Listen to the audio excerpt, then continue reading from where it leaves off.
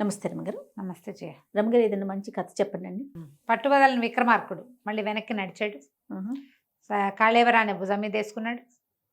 ముందుకు నడుస్తుంటే శవాన్ని ఆశ్రయించుకుని ఉన్నటువంటి భేతాళుడు ఒక కథ చెప్తానన్నాడు, మార్గాయాసం తెలియకుండా. పూర్వం యమధర్మరాజుకి ఒక శాపం ఉంది. ఏమిటి? మాండవ్యుడు అనే మహాముని కొరత వేయించాడు. కొరత వేశారు. మహాముని కొరత వేసి మరణించాడు. కొరత పెట్టమంటే ఆయన దారిని ఆయన కూర్చున్నాడు.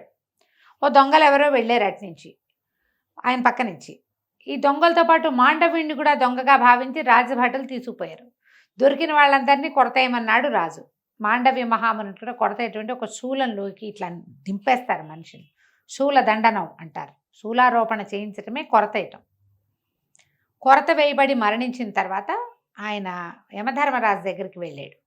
మరణానంతరం వెళ్ళినప్పుడు అడిగాడు, నాకు ఇలాంటి భయంకరమైన మరణాన్ని ఎందుకు ఇచ్చావు? నాకు ఇట్లా ఎందుకు మరణం సంభవించింది అని అడిగితే ఈయన ఏమన్నాడు, నువ్వు చిన్నప్పుడు చేసిన పని వల్ల నీకు ఇది వచ్చిందని చెప్పాడు యమధర్మరాజు. చిన్నప్పుడు ఏం చేశాడు ఈయన? మాండవి మహాముని 10 ఏళ్ల లోపల తూనీగలు కనపడితే వాటి రెక్కలకి ఇట్లా ముళ్ళు పెట్టి వాటిని ఎగరనివ్వకుండా చేసేవాట.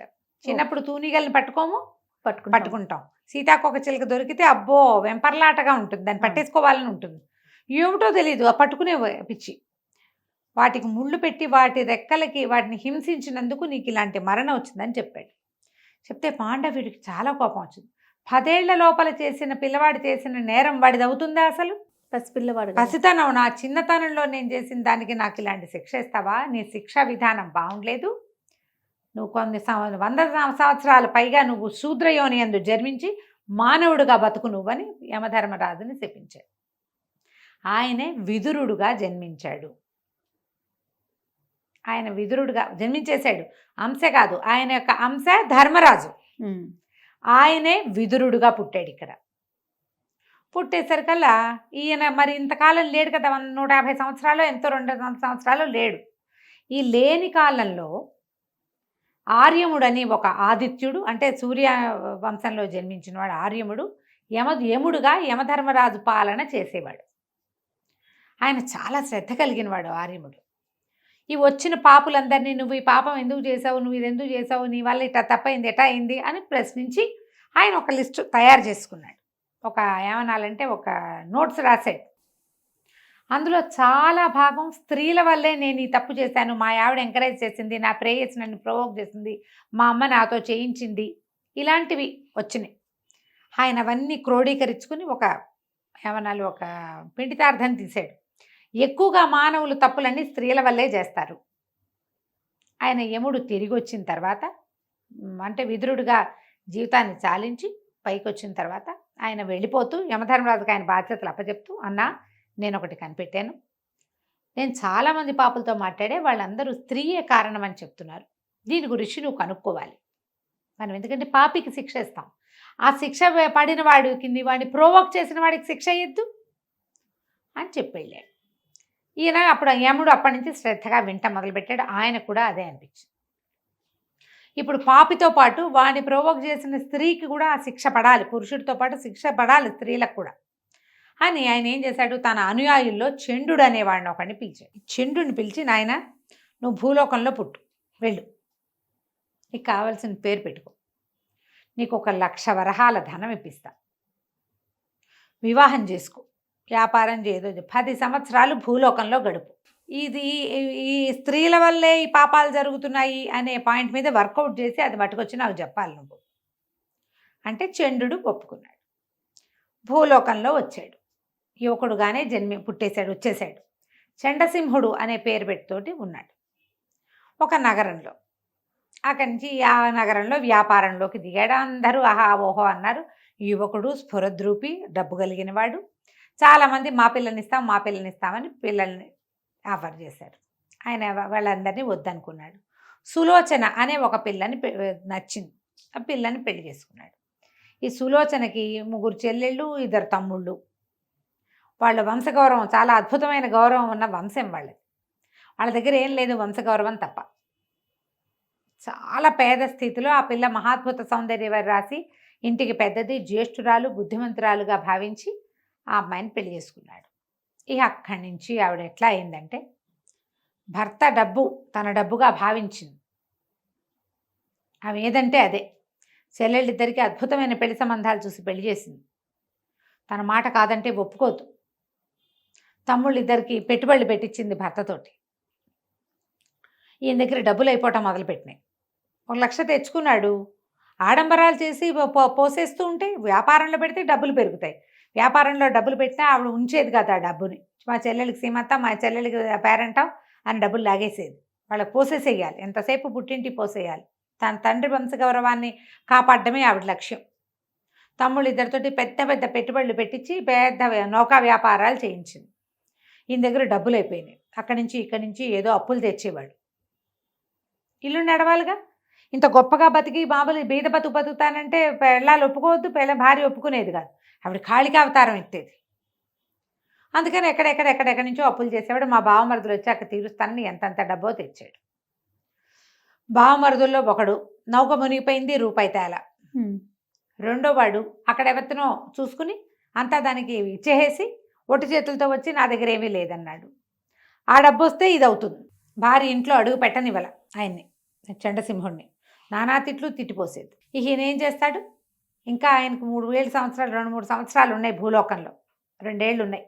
ఆ 2 ఏళ్ల పాటు ఈయన అక్కడ ఇక్కడ వాళ్ళతో వీళ్ళతో పేకాడుతూ పావలా అర్ధ దొరికితే దాంతో కడుపు నింపుకుంటూ వేరే వేరే ఊళ్ళు మారుతూ అప్పుల వాళ్ళకి మొహం చూపించకుండా 10 ఏళ్ళు పూర్తి చేసుకుని నరకానికి వెళ్ళిపోయాడు. పైకి వెళ్ళాక అప్పుడు యమధర్మరాజు కావలించుకున్నాడు. నాయన 10 ఏళ్ళు ఉన్నావురా, 10 సంవత్సరాలు నువ్వు లేకుండా ఇతను నరకం పోసిపోయింది. ఏమిటి చెప్పు, నువ్వేం తెలుసుకొచ్చావు? నువ్వు ఇప్పుడు ఏ దుస్థితిలో వచ్చావు? ఎక్కడో ఒక పాడుపడిన ఇంట్లో ఆహారం లేక చచ్చిపోయాడు.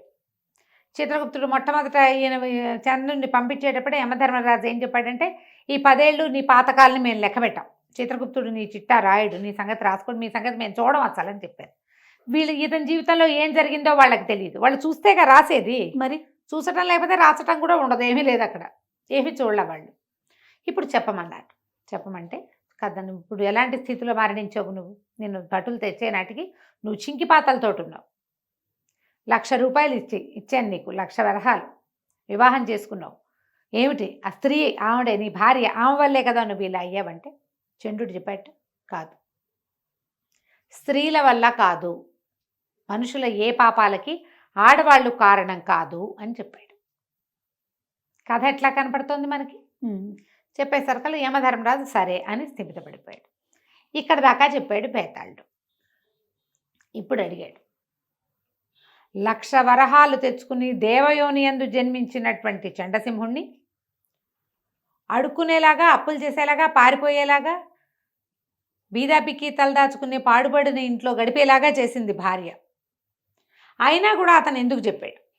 స్త్రీ వల్ల కాదు అని ఎందుకు చెప్పాడు అంటే నవ్వేట విక్రమార్కుడు. స్త్రీల వల్ల తమకి దొరికే సౌఖ్యం కోసం మగవాళ్ళు చేస్తారు తప్పులు. ఈయన మొదటే నేను మీ చెల్లెళ్ళ పెళ్ళిళ్ళు అవి నేను చేయలేను, ఇంత ఇస్తాను, ఇంతే అని చెప్పుంటే సరిపోయేదా? ఆమెను సంతోష పెట్టడానికి ఇచ్చాడు. నువ్వు సర్దుకోమంటే సర్దుకునేది, నువ్వు ఉంచితే ఉండేది ఆవిడ, నువ్వు ఉంచలేదు. ఇప్పుడు ఉంచకపోవడం తప్పెవరిది?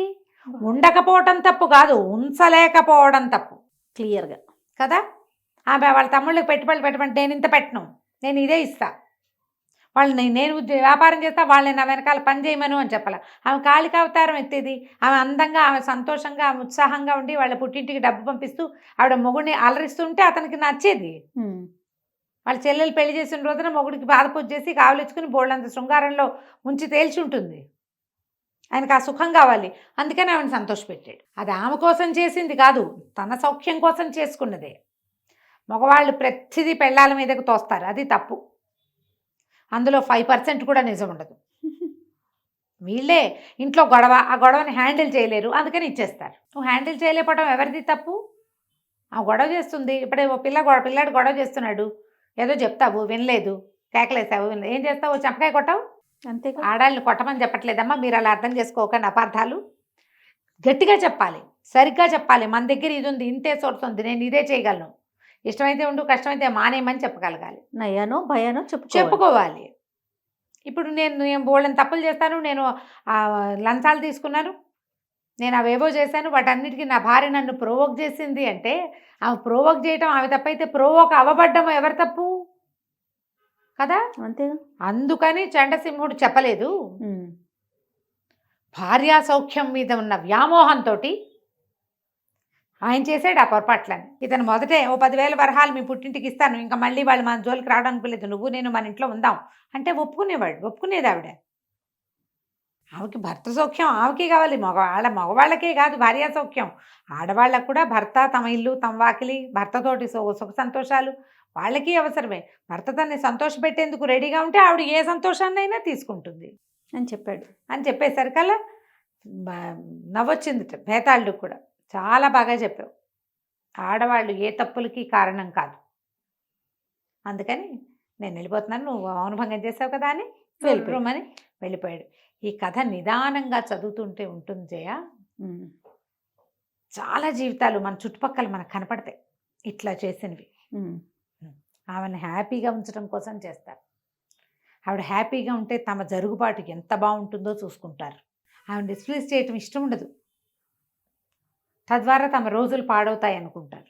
ఒక 2-3 సార్లు డిస్ప్లేస్ చేశాక ఆవిడ మాత్రం తన జీవితం ఎందుకు పాడు చేసుకోవాలనుకుంటుంది, సర్దుకుంటుంది కదా. చెయ్యరు అట్లా. ముద్దుగా నేర్పిస్తే ఎవరైనా ఇంతే. రైట్ రమ్మగారు, నమస్తే. సుమన్ టీవీలో మీ పర్సనల్ అండ్ బిజినెస్ ప్రమోషన్స్ కోసం కింది నెంబర్కి కాంటాక్ట్ చేయండి.